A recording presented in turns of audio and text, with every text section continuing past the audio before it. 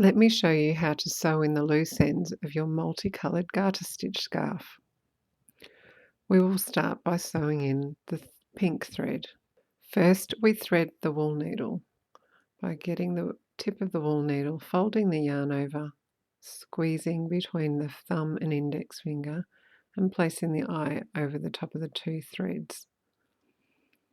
Next, we'll be sewing into the little bobble at the edge of the garter stitch row, and we're coming up from the back, and the next one we'll be sewing down from front to back, then back up through the knotted bobble at the end, and continuing this way for about 5 or 6 stitches.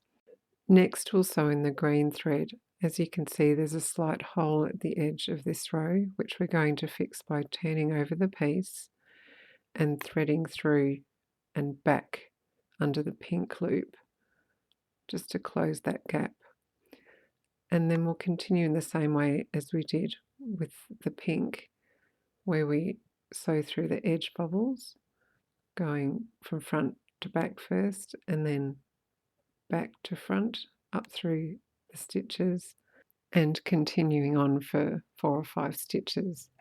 Then just give each piece a little stretch, and then you can use scissors to snip those ends quite close to the edge.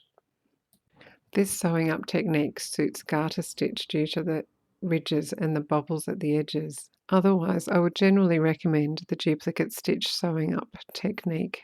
For more knitting tutorials, visit the Knit with Pat YouTube channel, and for original knitting patterns, patriciacantos.design.com.